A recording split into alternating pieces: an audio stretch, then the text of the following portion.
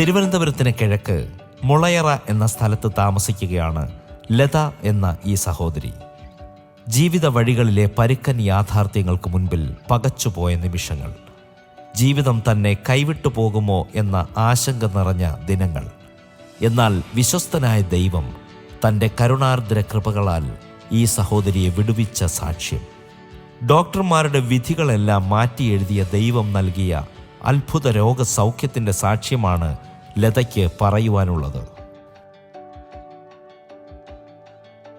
ഇന്നേക്ക് 21 വർഷങ്ങൾക്ക് മുമ്പ്, അതായത് എൻ്റെ കുഞ്ഞുങ്ങൾക്ക് 4ഉം 2ഉം വയസ്സുള്ളപ്പോഴത്തേക്ക് ഞാൻ ഈ ഭവനത്തിനകത്ത് ഒരു വല്ലാത്ത ഒരു സാഹചര്യത്തിൽ കൂടെ ഞാൻ കടന്നുപോയി. എന്താണ് രോഗമെന്നോ എന്താണ് എൻ്റെ പ്രശ്നമെന്നോ എനിക്ക് അറിഞ്ഞുകൂടാ. ഞാൻ വല്ലാത്ത അസ്വസ്ഥതയാണ്, എൻ്റെ ശരീരം വേഗം ചീർക്കുന്നതായ അവസ്ഥ. അങ്ങനെ എന്നെ ഹോസ്പിറ്റലിൽ കൊണ്ടുപോയി. അവിടെ ചെന്നപ്പോഴത്തേക്ക് എനിക്ക് വേറൊരു രോഗമില്ല, വേറൊരു ബുദ്ധിമുട്ടില്ല എന്ന് പറഞ്ഞു. എന്നാൽ ഡോക്ടർ 2-3 ദിവസത്തിന് ശേഷം ഞാൻ ആശുപത്രി കടന്നു പോയപ്പോഴത്തേക്ക് പറഞ്ഞ് എൻ്റെ ഹാർട്ടിന് പ്രശ്നമാണ്, അതുകൊണ്ട് ഹാർട്ടിൻ്റെ ഗുളിക കഴിക്കണം എന്നൊക്കെ പറഞ്ഞു. ഞാനെന്നാൽ ഹാർട്ടിൻ്റെ ഒന്നും ഗുളിക കഴിക്കാൻ തയ്യാറായില്ല. ഗുളിക വാങ്ങിക്കൊണ്ട് വന്നു, എങ്കിലും കഴിക്കാൻ തയ്യാറാകാതെ വണ്ണം ഞാൻ ഇവിടെ ഇരുന്നു.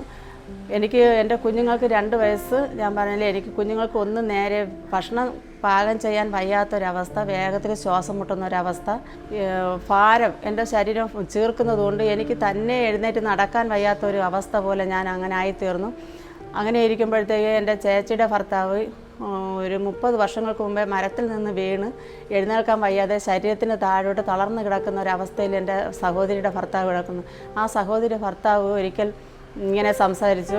ഒരു ബ്രദർ ഉറിയാക്കോട് വരുന്നുണ്ട്, ആ ബ്രദർ നല്ല പ്രാർത്ഥനാപരമുള്ള ഒരു ദേവദാസനാണ്, നിനക്ക് കടന്നു പോകാൻ കഴിയുമെങ്കിൽ നീ പോയി പ്രാർത്ഥിക്ക്, വിടുതലുണ്ടാകുമെന്ന് പറഞ്ഞ്. എൻ്റെ സാഹചര്യം എന്ന് പറഞ്ഞാൽ എനിക്ക് അമ്മയില്ല. ഞാൻ അമ്മയുടെ ശിക്ഷണത്തിലോ അമ്മയുടെ സ്നേഹത്തിലോ വളരുവാൻ എനിക്ക് കഴിഞ്ഞില്ല. അമ്മയുണ്ട്, അച്ഛനും അമ്മയും 4 സഹോദരൻ, 2 സഹോദരി 2 സഹോദരന്മാരായ ഒരു കുടുംബമായിരുന്നു എൻ്റേത്. എന്നാൽ അവർ തമ്മിലുള്ള ചെറിയ വാക്ക് തർക്കങ്ങളും പ്രശ്നങ്ങളും കാരണം അമ്മ 2 ആൺമക്കളെയും കൊണ്ട് പോയി. 2 പെൺമക്കളും അച്ഛനുമായി ഞങ്ങളും ഒരു ജീവിതത്തിലേക്ക് വന്നു. അവിടെ വന്നപ്പോൾ ഞങ്ങളെ സ്നേഹിക്കാൻ ആരുമില്ല, അച്ഛൻ മാത്രമേ ഉള്ളൂ. അച്ഛൻ കുറച്ച് വർഷത്തിന് ശേഷം പിന്നെ അച്ഛൻ വേറൊരു വിവാഹിതനായി തീർന്നു. എന്നാലും അച്ഛൻ നമ്മളെ സ്നേഹിക്കുകയും കരുതുകയും ചെയ്യുന്ന നല്ലൊരു മനുഷ്യനായിരുന്നു. പക്ഷേ അങ്ങനെ ആ അമ്മയുടെ സ്നേഹം എന്തെന്ന് യഥാർത്ഥത്തിൽ അറിയുവാനോ എന്താണെന്ന് അങ്ങനെ ഒരു സ്നേഹം കിട്ടിയിട്ടില്ല. അങ്ങനെ ആരുടെയും ഒരു സ്നേഹം നമ്മുടെ ജീവിതത്തിൽ കിട്ടിയിട്ടില്ല. അങ്ങനെ ഈ സഹോദരൻ എന്നോട് പറഞ്ഞു, നീ ആ ബ്രദറിന് പോയി ഒന്ന് കാണും, അവിടെ പോയി പ്രാർത്ഥിക്കുക, എല്ലാ തിങ്കളാഴ്ച ദിവസമാണ് വരണമെന്ന് പറഞ്ഞ് ഞാൻ അവിടെ കടന്നുപോയി. എൻ്റെ അമ്മാവിയോടൊപ്പം ഞാൻ അവിടെ കടന്നുപോയി. അവിടെ എല്ലാവരും നിറയെ ആൾക്കാരിരിക്കുന്നു. ഞാൻ ആദ്യത്തെ അനുഭവമാണ് ആ പള്ളിയിൽ കടന്നു പോകുന്നത്. അവിടെ ചെന്നപ്പോഴത്തേക്കും 4 മണി സമയമായപ്പോഴത്തേക്ക് ആ ബ്രദർ പറഞ്ഞു, രോഗികളായിട്ടുള്ളവർ തലയിൽ കൈവച്ച് അല്ലെങ്കിൽ ആ രോഗമുള്ള ഭാഗത്ത് കൈവച്ച് പ്രാർത്ഥിക്കാൻ പറഞ്ഞു. 4 മണിക്ക് ഞാൻ ആ രോഗം ഉണ്ടെന്ന് പറഞ്ഞാൽ എനിക്ക് അപ്പോഴും എന്താണ് അസുഖമെന്ന് എനിക്ക് അറിയില്ല. എനിക്ക് എൻ്റെ ശരീരത്തിനകത്ത് എല്ലായിടവും പ്രശ്നമുള്ളത് പോലത്തെ ഒരു ഫീലിംഗ് എനിക്കുണ്ടായി. ഞാനങ്ങനെ തലയിൽ കൈവച്ചുകൊണ്ട് നിന്നു, തലവേദനയുണ്ട്. അങ്ങനെ ഇരിക്കുമ്പോഴത്തേക്ക് ആ ദേവദാസൻ ഇങ്ങനെ വിളിച്ച് പറയുന്നു, ഇന്ന അസുഖങ്ങളുള്ളവരിവിടെ ഇരിക്കുന്നു, അവരെ സൗഖ്യമാക്കിയിരിക്കുന്നു. അതിൽ ഒരു വിഷയം എടുത്തു പറഞ്ഞു, ഒരു ക്യാൻസർ രോഗി ഇതിനകത്തിരിക്കുന്നു, ആ സഹോദരിയെ ദൈവം തൊട്ടിരിക്കുന്നു എന്ന് പറഞ്ഞു. അപ്പോൾ എൻ്റെ ആദ്യത്തെ അനുഭവമാണ്. ഞാൻ അവിടെ കടന്നു പോകുമ്പോഴത്തേക്ക് ഇങ്ങനെയുള്ളൊരു രോഗിയെ ദൈവം സൗഖ്യമാക്കുന്നത് കാണാമല്ലോ എന്നുള്ളൊരു ആശ്ചര്യത്തോടെ ഞാൻ ഇരിക്കുകയുണ്ടായി. എന്നാൽ ആ വ്യക്തി ഞാനെന്നറിയുന്നില്ല. വീണ്ടും ആ ദിവസം കഴിഞ്ഞ് ഞാൻ ഭവനത്തിൽ കടന്നു വന്നു. എല്ലാ തിങ്കളാഴ്ചയും ഉണ്ട്, പിറ്റേ തിങ്കളാഴ്ച പോകാൻ യാതൊരു ചാൻസും ഇല്ല, പോകാൻ പറ്റിയൊരു അവസ്ഥ എൻ്റെ ജീവിതത്തിലില്ല. എങ്കിലും പോകണം എന്നുള്ളൊരാഗ്രഹത്തോടെ ഞാൻ വീണ്ടും അവിടെ പോയി. വീണ്ടും ഇതേ സമയം 4 മണി ആയപ്പോഴത്തേക്ക് ആ ബ്രദർ പ്രാർത്ഥിക്കാമെന്ന് പറഞ്ഞ് രോഗികളായിട്ടുള്ളവർ എഴുന്നേൽക്കാൻ പറഞ്ഞു. പ്രാർത്ഥിച്ചു. ഞാൻ അങ്ങനെ പ്രാർത്ഥിക്കാൻ വേണ്ടി അങ്ങനെ എഴുന്നേറ്റ് നിൽക്കുമ്പോഴത്തേക്കും ആ ബ്രദർ എന്നോട് പറഞ്ഞു, ഏറ്റവും പിറകിലാണ് ഞാൻ ഇരിക്കുന്നത്. എന്നൊക്കെ എൻ്റെ കുഞ്ഞ് 2 വയസ്സേ ഉള്ളൂ, അവൻ പുറത്തിറങ്ങി കളിക്കാൻ പോകുന്നതുകൊണ്ട് ഞാൻ അവിടെ ഇരുന്നു. ആ ദേവദാസൻ പറഞ്ഞു, ആ പിറകിലിരിക്കുന്ന ഞാൻ ഉടുത്തിരുന്ന സാരിയുടെ കളറ് പറഞ്ഞിട്ട് പറഞ്ഞു, ആ മോളിങ് വരണമെന്ന് പറഞ്ഞു. ഞാൻ ഫ്രണ്ടിലോട്ട് കടന്നു വരുമ്പോഴത്തേക്ക് ആ ദേവദാസൻ, ഞാൻ ആ തിങ്കളാഴ്ച കഴിഞ്ഞ തിങ്കളാഴ്ച ഞാൻ പോകുന്നു, ആ തിങ്കളാഴ്ച കഴിഞ്ഞ് ഞാൻ വീട്ടിലെത്തുമ്പോഴത്തേക്കും എനിക്ക് അന്ന് യാതൊരു ബുദ്ധിമുട്ടുമില്ല. ചൊവ്വയും ബുധനും എനിക്ക് ഭയങ്കരമായ അസ്വസ്ഥത, എൻ്റെ വയറിനകത്ത് ഭയങ്കര വേദന. എന്താണെന്ന് എനിക്ക് അറിഞ്ഞു. ഞാൻ പറഞ്ഞില്ല എനിക്ക് ഏതൊക്കെ അസുഖം ഉണ്ടെന്ന് എന്തെന്ന് എനിക്കറിയാം. ഞാൻ ഇഷ്ടംപോലെ ഗുളിക കഴിക്കുന്നുണ്ട് ആ സമയത്ത് എൻ്റെ ജീവിതത്തിൽ സംഭവിച്ചതും വയറിനകത്ത് ഭയങ്കര വേദന. ഈ വലത്തെ കാലെനിക്ക് തന്നെ എടുത്ത് പൊക്കാൻ പറ്റാത്തൊരവസ്ഥ. എൻ്റെ വയറിന് ചുറ്റിലുമായിട്ട് പഴുക്കാനുള്ള ഒരു വേദന പോലത്തെ ഒരു അസ്വസ്ഥത എനിക്ക് വരുന്നു. എന്താണെന്ന് അറിയണം. എന്നാൽ ഞാൻ എൻ്റെ 2 കുഞ്ഞുങ്ങളെ എനിക്ക് സിസേറിയനായിരുന്നു. ഈ സിസേറിയൻ ഇളയ മോൻ്റെ സിസേറിയൻ സമയത്ത് ബന്ദ് ദിവസമായിരുന്നതുകൊണ്ട് എനിക്ക് അതിനകത്ത് നിൽക്കുന്ന ഡോക്ടർമാർക്ക് പുറത്ത് പോകാനോ പുറത്ത് നിൽക്കുന്നവർക്ക് അകത്തോട്ട് കയറാനോ ഒന്നും പറ്റാത്തൊരവസ്ഥയിൽ കൂടെ ആശുപത്രിയിൽ നിൽക്കുകയായിരുന്നു. അപ്പോൾ വളരെ ബുദ്ധിമുട്ട് ആ സമയത്ത് മയക്ക് ഡോക്ടറെ കൊണ്ടുവരാനൊക്കെ ഉള്ള ബുദ്ധിമുട്ടുണ്ടായിരുന്നു. അകത്ത് കയറിയ ഡോക്ടർ പുറത്ത് പോകണം, അവർക്ക് വാഹനം കൊണ്ട് പോകണം പറഞ്ഞു. അവരും ഇങ്ങനെ കിടന്ന് സംസാരിക്കുന്നു. അത് അവിടെ നിൽക്കുമ്പോഴത്തേ അവർ സംസാരിക്കുന്നത് ഞാൻ കേൾക്കുന്നു. അപ്പോൾ അവിടെ നിന്ന് അതെല്ലാം കഴിഞ്ഞ് സിസേറിയനെ കഴിഞ്ഞ് അവിടെ ആ ബുദ്ധിമുട്ട് ഞാൻ അനുഭവിച്ചത് കൊണ്ട് എനിക്ക് ഭയങ്കര ഓപ്പറേഷൻ തിയേറ്റർ എന്ന് കേൾക്കുമ്പോഴത്തേക്ക് എനിക്ക് ഭയങ്കര പേടിയാണ്. ഇന്നും എൻ്റെ ജീവിതത്തിൽ ഓപ്പറേഷൻ തിയേറ്ററിൻ്റെ അവിടെ എങ്ങാനും പോവുകയാണെങ്കിൽ എനിക്ക് അത് ഓർമ്മ വരും. അതുകൊണ്ട് എനിക്കത് ഭയങ്കര പേടിയായിരുന്നു.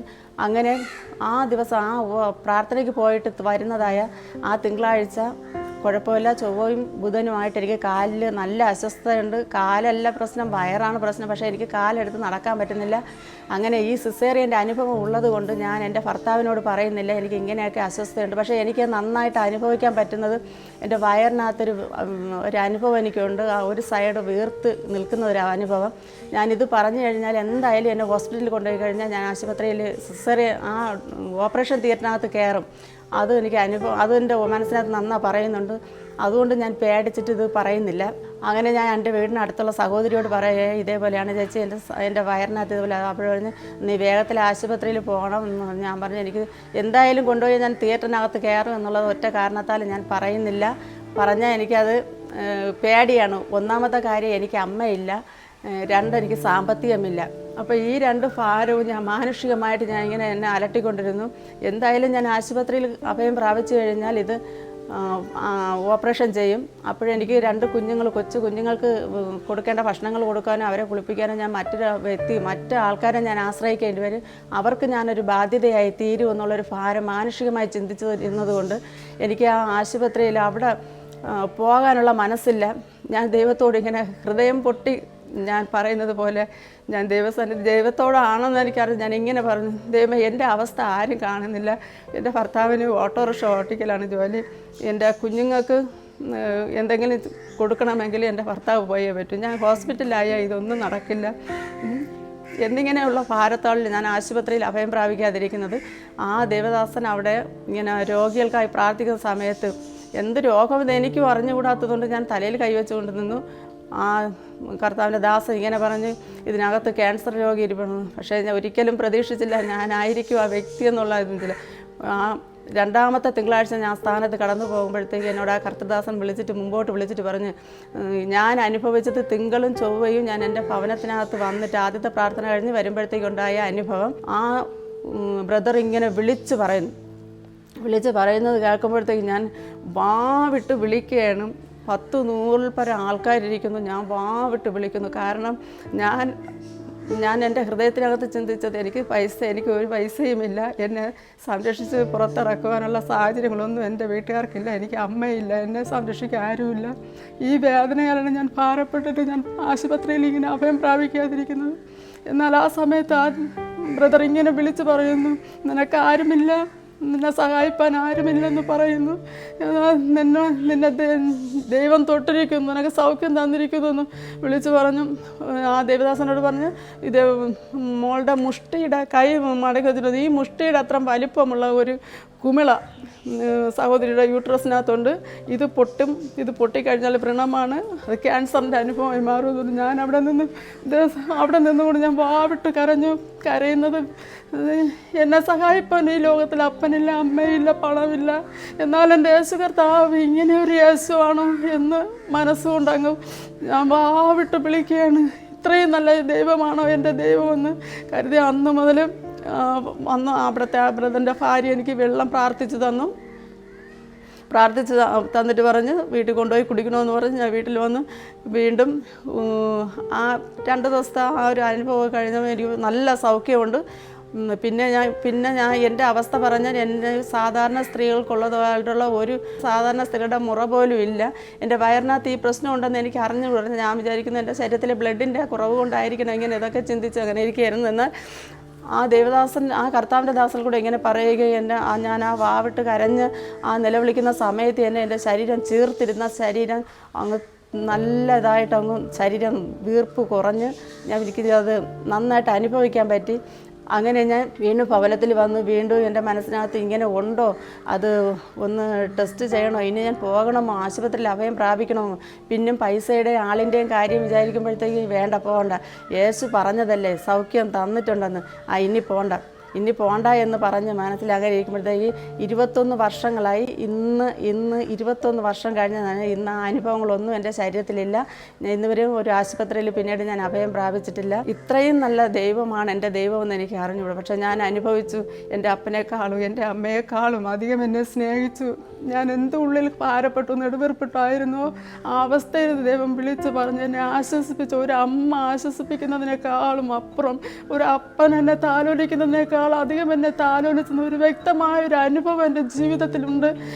കണ്ണീർ വഴികളിൽ എല്ലാ ആശ്രയങ്ങളും നഷ്ടപ്പെടുന്ന ചില നിമിഷങ്ങളുണ്ട്.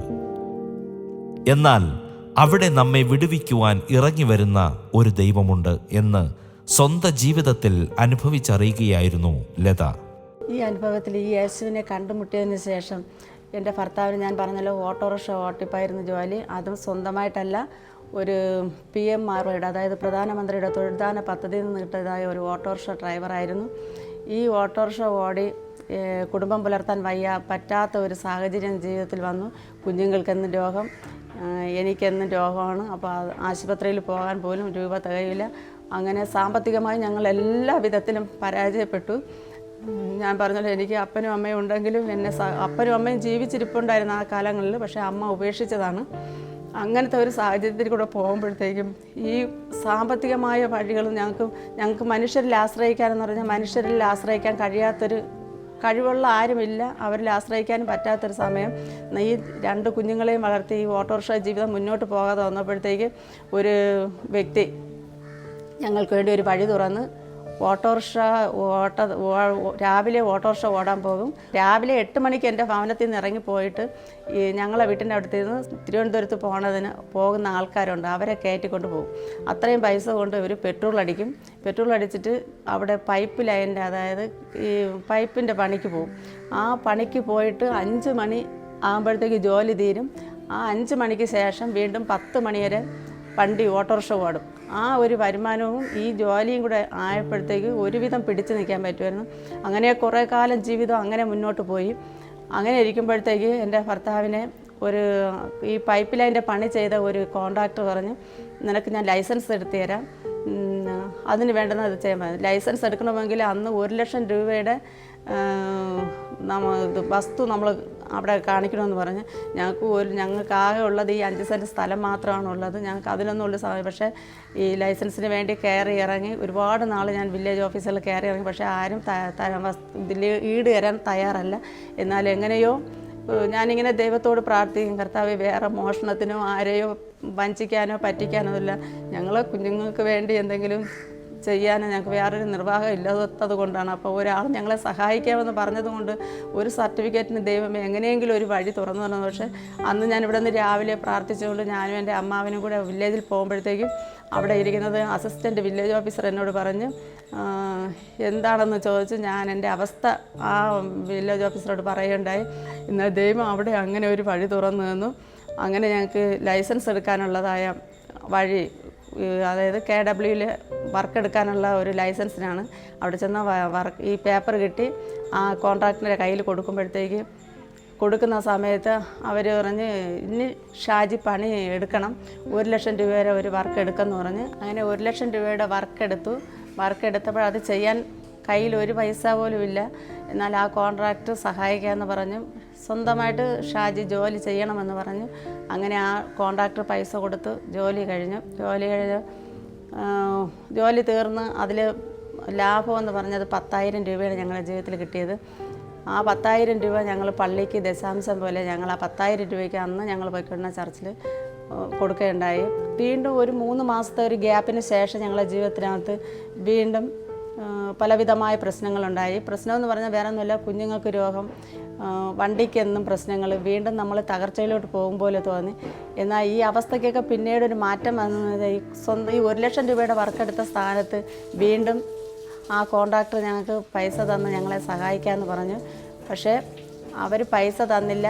ഇതിനിടയിൽ എൻ്റെ അച്ഛൻ എനിക്ക് തരാമെന്ന് പറഞ്ഞ വസ്തു എനിക്ക് തരികയുണ്ടായി. അതിൽ നിന്ന് അതുവരെ തരില്ല എന്ന് പറഞ്ഞ അച്ഛൻ ആ സമയമായപ്പോഴത്തേക്ക് വസ്തു തിരികെ തന്നു. ആ വസ്തുവിൽ നിന്ന് കുറച്ച് മരങ്ങൾ മുറിച്ച് വിറ്റ് എന്തായാലും കുറേ പൈസ ഞങ്ങൾക്ക് ലഭിക്കുകയുണ്ടായി. ആ പൈസ വെച്ച് വീണ്ടും ഈ വർക്ക് ആരെയും ആശ്രയിക്കാതെ ദൈവം അവിടെ നിന്നൊരു വഴി തുറന്നു തന്നു. അങ്ങനെ വർക്ക് ചെയ്തു അതിന് അല്പ പൈസ ഞങ്ങൾക്ക് ലഭിക്കുകയുണ്ടായി. അതിനുശേഷം ഞങ്ങൾ ഈ ദൈവത്തെ അറിഞ്ഞ ശേഷം ഞങ്ങൾ ദൈവത്തിൽ ഭയങ്കരമായിട്ടല്ല എങ്കിലും ഒരു മീഡിയം പരിവിൽ അങ്ങ് ദൈവത്തെ ആരാധിച്ച് പോകുന്നൊരു സമയമാണ്. വീണ്ടും ഞങ്ങൾ ആ കോൺട്രാക്റ്റ് വർക്ക് ചെയ്യുന്നു. വലിയ കോൺട്രാക്റ്റ് എടുക്കാൻ ദൈവം സഹായിച്ചു. അതിനുശേഷം ഞങ്ങളുടെ ഈ ദൈവത്തെ അറിഞ്ഞതിന് ശേഷം ഒരു ചെറ്റ മാടത്തിലാണ് ഞാനും എൻ്റെ കുഞ്ഞുങ്ങളും ജീവിച്ചത്. അതിനുശേഷം ഈ ദൈവത്തെ അറിഞ്ഞതിന് ശേഷം ഞങ്ങൾക്ക് ഒരു 2 നില സകല പണികളും ചെയ്ത് തീർത്ത ഒരു 2 നില വീട് സ്വന്തമായിട്ട് ഒരു ലോണോ ഒന്നും എടുക്കാതെ വണ്ണം ചെയ്യുവാൻ ദൈവം വഴികളെ തുറന്നു തന്നു. അതുപോലെ തന്നെ ഞങ്ങളൊരു 4 വീലർ ഞങ്ങൾക്ക് തരികയുണ്ടായി. ഞങ്ങൾക്ക് ആ ഒരു PMROയുടെ തൊഴിൽദാന പദ്ധതിയിൽ നിന്ന് കിട്ടിയ ഒരു ഓട്ടോറിക്ഷമായിട്ടാണ് ഞങ്ങൾ ജീവിതം മുന്നോട്ട് പോയത്. എന്നാൽ ആ സ്ഥാനത്ത് നിന്ന് ദൈവം ഞങ്ങളെ അനുഗ്രഹിച്ച വിധമാണ് ഞാൻ പറയുന്നത്. 4 വീൽ വാഹനമായി എൻ്റെ 2 കുഞ്ഞുങ്ങളും, മൂത്ത മോനെ ഞങ്ങൾ എയർക്രാഫ്റ്റ് മെയിൻ്റെയിൻ എഞ്ചിനീയറിംഗ് പഠിപ്പിച്ചു. അവനും തിരുവനന്തപുരം എയർപോർട്ടിൽ അവനും ജോലി തരപ്പെടുവാൻ ഇടയായി തീർന്നു. ഈ സമയങ്ങളിൽ അവനെ ഇളയ മകനും അതുപോലെ സ്റ്റാർ ഹെൽത്തിൽ അവനും ഒരു ജോലി തരമായി കിട്ടി. അങ്ങനെ 2 കുഞ്ഞുങ്ങളും ദൈവം മാനിക്കുകയുണ്ടായി. അവിടെ നിന്ന് ഞങ്ങളുടെ ജീവിതത്തിനകത്ത് ഇന്ന് വലിയ നന്മകൾ കുഞ്ഞുങ്ങളും ദൈവനാമത്തിന് വേണ്ടി, എൻ്റെ ഭർത്താവും ദൈവനാമത്തിന് വേണ്ടി അധികം പ്രയോജനപ്പെട്ടുകൊണ്ടിരിക്കുന്ന സമയങ്ങളാണ്. ഒന്നുമില്ലാത്ത അവസ്ഥയിൽ മനുഷ്യരാലും ഞങ്ങൾക്ക് മറ്റുള്ള ആൾക്കാരുടെ മുമ്പിൽ ഞങ്ങൾക്ക് നിൽക്കുവാൻ ഒരു യോഗ്യതയുമില്ലാത്ത സ്ഥാനത്ത്, പണത്തിലായിരുന്നാലും വേറെ എന്ത് കാര്യങ്ങളിലായിരുന്നാലും ഞങ്ങളെ ആരും പുച്ഛിച്ച് തള്ളുന്ന ഒരവസ്ഥ, ആരുടെയും മുമ്പിൽ നമുക്ക് നിൽക്കാൻ പറ്റാത്തൊരു സാഹചര്യത്തിൽ കൂടെ ഞങ്ങൾ പോയി. എല്ലാവരും ചോദിക്കുന്നത്, ഞാൻ മാടത്തിലാണ് കിടക്കുന്നത്, നിങ്ങൾക്ക് ഇങ്ങനെ എൻ്റെ കൂടെ ചോദിക്കുന്നതാണ്, എൻ്റെ യേശു എന്നെ സ്നേഹിച്ചു, എത്ര വർഷം കൊണ്ട് ഈ മാടത്തിനകത്ത് കിടക്കുന്നത്, യേശു നിങ്ങളെ വിടുവിക്കുമെന്ന് പറഞ്ഞിട്ട് നിങ്ങൾ എന്ത് ഇങ്ങനെ കിടക്കുന്നത്? ആ ചോദിച്ചവരുടെ മുമ്പിൽ ദൈവം അവർക്കിന്ന് 1 സെൻറ്റ് ഭൂമി വാങ്ങാൻ പോലും സാധിച്ചില്ല. എന്നാൽ ഭൂമിയായിട്ടും നല്ലൊരു ഭവനമായിട്ട് ഞങ്ങളുടെ ഭവനം തന്ന് ഞങ്ങൾ അനുഗ്രഹിച്ചു. അതുകൊണ്ട് കുഞ്ഞുങ്ങളുടെ ജീവിതത്തിൽ അവരാഗ്രഹിക്കുന്നതായ വാഹനങ്ങൾ വാങ്ങിക്കുവാനും ഇപ്പോഴും നമ്മൾ അതിൻ്റേതായ വേറെ ഒരു വീട് 3 നില ഒരു വീട് ഞങ്ങൾ അഡ്വാൻസ് ചെയ്ത് ഇട്ടേക്കുന്നു. അത് 3 മാസത്തിനകത്ത് അതിൻ്റെ പ്രമാണം നടക്കുള്ളൂ. അങ്ങനെ എൻ്റെ ജീവിതത്തിൽ ആ ഒരു ക്യാൻസറിൻ്റെ അനുഭവം വന്ന് അത് മാറിയതിന് ശേഷം ഞാൻ ദൈവത്തെ, എൻ്റെ അമ്മയുടെ സ്നേഹം ഞാൻ എന്തെന്ന് അറിഞ്ഞിട്ടില്ല എന്ന് പറഞ്ഞില്ലേ, പക്ഷേ അതിനേക്കാളും എന്താവശ്യമുണ്ടെങ്കിലും ഞങ്ങൾ ഇതിൻ്റെ ഇടയിൽ ഞാൻ പറയാൻ വിട്ടുപോയൊരു കാര്യമുണ്ട്. എൻ്റെ ഭർത്താവും PMROയുടെ വണ്ടി എടുത്തിട്ട് അതിൻ്റെ ലോണായിട്ട് എടുത്തതാണ്. അതിന് പൈസ അടയ്ക്കാൻ പറ്റാത്തൊരു സാഹചര്യം വന്നു.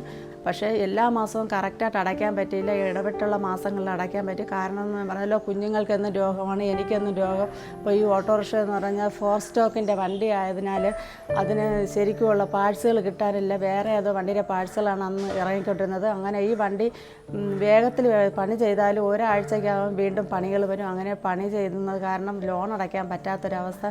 അങ്ങനെ വെറും 26,000 രൂപ ഞങ്ങൾക്ക് ലോൺ അടയ്ക്കാൻ കഴിഞ്ഞിട്ടുള്ളായിരുന്നു. അങ്ങനെ അത് കേസായി.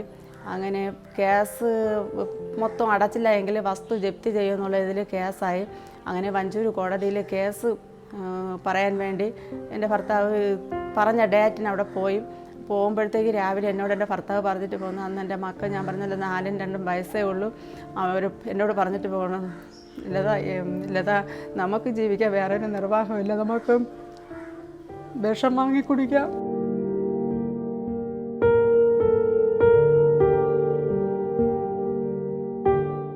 സഹായിക്കാൻ ആരുമില്ല, ആരുടെ മുമ്പിൽ പോകാനും പറ്റില്ല. കാരണം എന്ന് പറഞ്ഞാൽ ഞാൻ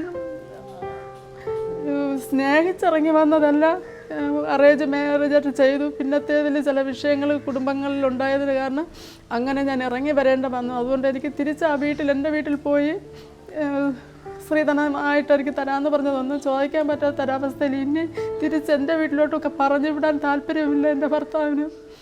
അതുകൊണ്ട് നമുക്കിനി ജീവിതം അവസാനിപ്പിക്കാമെന്ന് പറഞ്ഞിട്ട് രാവിലെ ഈ വീട്ടിൽ നിന്ന് ഇറങ്ങിപ്പോകുന്നു.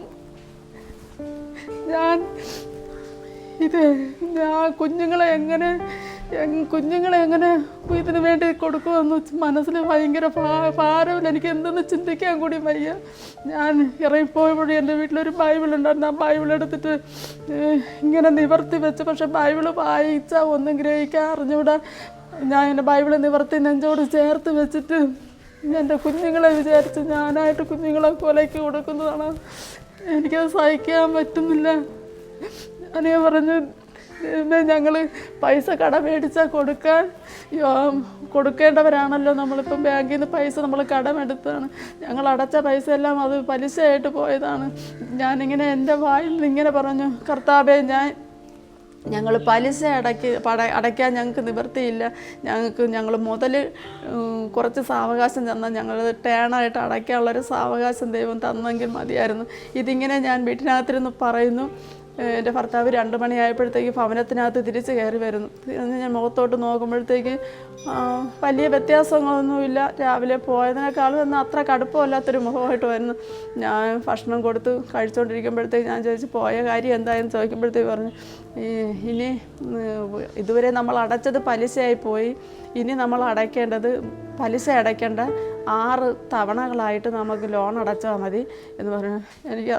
ഞാൻ ഇങ്ങനെ, ദൈവമേ, ഞങ്ങളുടെ അവസ്ഥ ഇങ്ങനെയാണല്ലോ എന്നിങ്ങനെ പറഞ്ഞു ദൈവത്തോട്. പക്ഷെ അന്നും എൻ്റെ ദൈവൻ്റെ ഹൃദയത്തിൻ്റെ വേദന കണ്ട് അന്ന് ഞാനെന്ത് ദൈവത്തോട് ആവശ്യപ്പെട്ടു. ഞാൻ പറഞ്ഞു, കടം മേടിച്ചാൽ കൊടുക്കേണ്ടവരാണല്ലോ നമ്മൾ. ബാങ്കിൽ നിന്ന് കടമല്ലേ എടുത്തത്, കടം വീട്ടാൻ പലിശ കൊടുക്കാൻ നിവർത്തിയില്ല. പക്ഷെ അതും ദൈവം എൻ്റെ മുമ്പിൽ അത് വ്യക്തമായിട്ട് ഞാൻ എന്ത് പറഞ്ഞു അതെൻ്റെ ചെവിയിൽ കേൾക്കാനിടയിൽ തീർന്നു. എനിക്ക് ആ സമയം മുതൽ എൻ്റെ യേശുവിനെ എനിക്ക് അധികമായി സ്നേഹിക്കാൻ. എൻ്റെ അപ്പനോടോ അമ്മയോടോ നമ്മൾ കുറച്ച് പൈസ കടം ചോദിക്കും പോലെ അതൊന്നുമല്ല. എന്താണോ നിൻ്റെ ആവശ്യം, നീ എന്ത് ആഗ്രഹിച്ചുവോ അത് ഞാൻ നിനക്ക് തരും. അതെൻ്റെ ജീവിതത്തിലൊരു വലിയ അനുഭവമാണ്. എന്ന് വെച്ചാൽ പറഞ്ഞില്ലേ, 4 പേർക്കും കൂടെ വിഷം വാങ്ങി കഴിച്ച് നമുക്ക് മരിക്കാമല്ല, വേറൊരു നിർവാഹവും ഇല്ലല്ലതാ.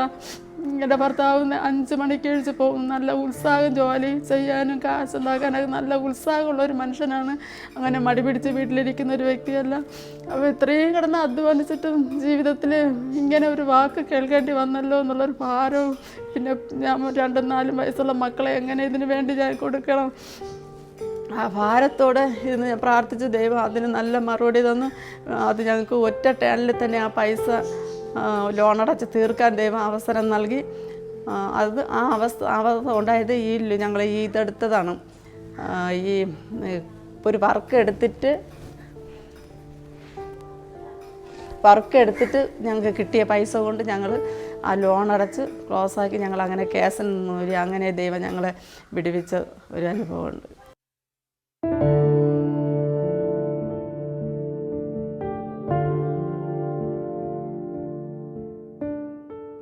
മാരകരോഗങ്ങളാൽ ഭാരപ്പെടുന്നവർക്കും കടഭാരത്താൽ മനം തകർന്നിരിക്കുന്നവർക്കും ഇതൊരു സന്ദേശമാണ്.